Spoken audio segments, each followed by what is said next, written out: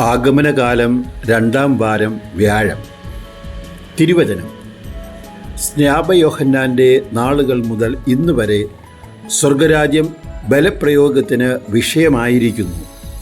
ബലവാന്മാർ അത് പിടിച്ചടക്കുന്നു. മത്തായിയുടെ സുവിശേഷം 11:12. ക്വോ വാദീസ് ഒരു നോവലാണ്, പിന്നീട് സിനിമയും ആയി. ഇതിലെ പ്രധാനപ്പെട്ട ഒരു സംഭവം നീറോ ചക്രവർത്തിയുടെ കീഴിൽ റോമിൽ മതപീഡനം ശക്തിപ്പെടുമ്പോൾ സ്നേഹമുള്ള ക്രിസ്ത്യാനികൾ വിശുദ്ധ പത്രോസിനോട് റോം വിട്ട് മാറി നിൽക്കണം എന്ന് ആവശ്യപ്പെട്ടു. പത്രോസ് റോമൻ കവാടം കടന്ന് പുറത്തു വരുമ്പോൾ യേശു ഒരു വലിയ കുരിശുമായി എതിരെ വരികയാണ്. അങ്ങ് എവിടെ പോകുന്നു കോവാദിസ് എന്ന് ചോദിക്കുമ്പോൾ യേശു മറുപടി പറയും, ഞാൻ റോമിലേക്ക് പോകുന്നു, റോമിൽ ക്രൂശിക്കപ്പെടുവാൻ പോകുന്നു.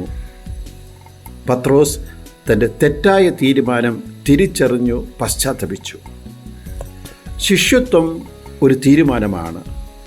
കാറ്റത്ത് ആടുന്ന ഞാങ്ങണ പോലെ ആടുവാൻ ഉള്ളതല്ല, ബലം പ്രയോഗത്തിന് വിധേയമാണ്. ഇടുങ്ങിയ വാതിൽ തിരഞ്ഞെടുക്കുവാൻ, എൻ്റെ ഉള്ളിൽ നിന്നും പുറത്തു വരുന്ന എല്ലാ പ്രലോഭനങ്ങളെയും അതിജീവിക്കുവാൻ ഞാൻ എന്നോട് തന്നെ ബലം പ്രയോഗിക്കണം. ഇന്നത്തെ സുവിശേഷത്തിൽ യേശുവിൻ്റെ വാക്കുകളിൽ ബലവാന്മാർ അത് പിടിച്ചടക്കുന്നു.